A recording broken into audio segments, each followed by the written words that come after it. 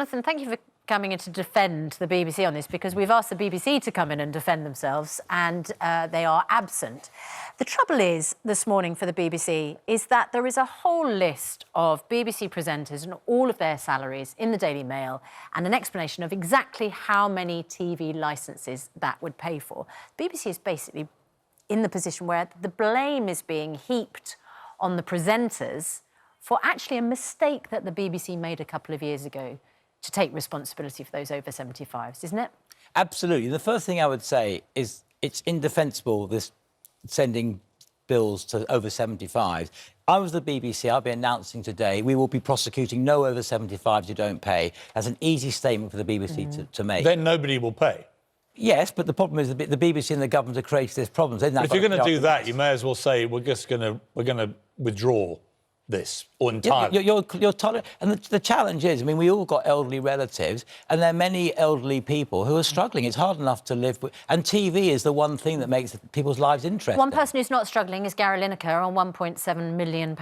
Is that a justifiable salary? I mean, particularly with this backdrop, with people struggling to think about how they're going to pay a TV licence that they haven't had to pay for the last couple of years.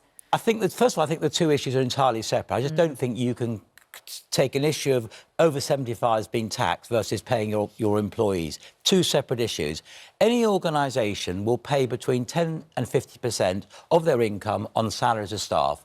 In any organisation, the best people get paid the most and the less people get paid less. Whether that's right or wrong, that applies to all industries. In the BBC, very few people are paid extraordinary salaries. The reality is, in any business, in any field, the leaders get paid a lot of money. Now, as to whether Gary Lineker is a leader or not is entirely open to debate. Most people regard Gary Lineker as the best at what he does. I don't represent Gary, so I'm neutral. And Gary is one of the best at what he does. Okay. Therefore, if you don't pay him properly, he'll leave. OK, Toby, I think there is a reality check to that. I think Lineker is one of those people that could go to Sky tomorrow and double his money. We know that Thierry Henry got more than double the salary of Gary Lineker at the BBC. So I think that he's the wrong stick to beat people with on this. I think the salary issue's become so hot now because of the TV licence thing. They're inextricably linked. And the real crime here is the reneging of the agreement that the BBC made with the government 4 years ago in return for hikes in the TV licence fee, which they did twice since then. That was their little fig leaf, if you like. That now we are in a situation where 3.7 million people in this country, all over 75, feel completely betrayed. And that's why they're going to get even more angry than they normally would about these salaries. Yeah, I mean, you brought up Gary Lineker, so did you, Susanna. You said 1.7 million. I think the true figure is 1.75. And I just did a quick calculation back in the green room, and that would pay for 11,363 TV licences for pensioners. How do the BBC justify that? Well, they say we are subject to the marketplace.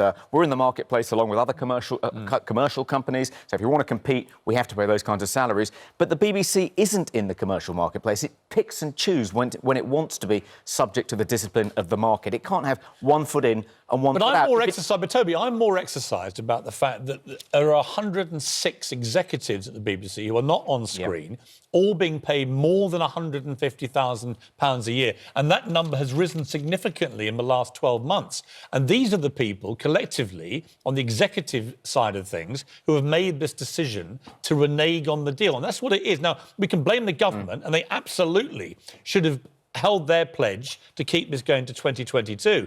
But fundamentally, this was a deal the BBC did willingly. And they said at the time, Lord Hall, boss of the BBC, this is a good deal for us. In return for being able to raise the licence fee year on year when the BBC Charter is renewed, we'll take on responsibility for providing those free TV licences to the over 75s. You can Google it, it's on the BBC's website. They would take on the responsibility. Then they said they went and did the analysis and they'd have to make so many cuts that they wouldn't actually be able to afford it. I think that was their mistake. If you're going to take on the responsibility, surely that is effectively a promise that you're going to carry on. You know exactly what it costs when you take on that responsibility.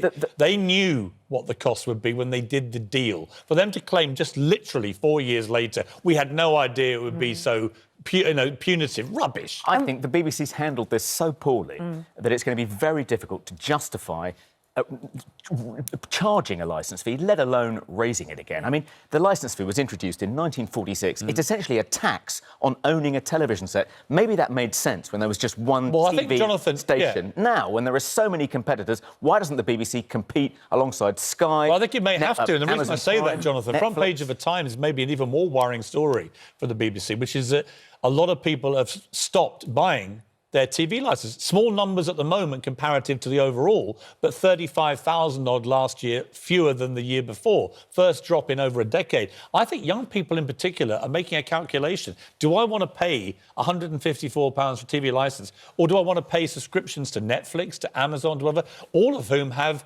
unbelievable amounts of programming they can access for nothing? Well, it's interesting you say that. This is the bigger challenge for not just the BBC, televisions in general. When I used to have a home, I want a TV in the bedroom. My daughters don't want TVs in the bedroom. No. They have their laptop, and their whole life is about watching their programmes, content when they want. Yeah. So how is TV, like this company as well, it's so different with ITV, how does one address the future when people more and more don't want to watch TV on the terms of the people say, what about your salaries? And I totally agree. We all get paid ridiculous amounts of money at ITV, sitting at this desk compared to nurses, doctors and so on. We do. But our salaries are paid for by advertisers, by commercial partners. They're not paid for by the general public. And that is the issue the BBC has. It's public money. It's public money, and that's why this is such a scandal. Yep.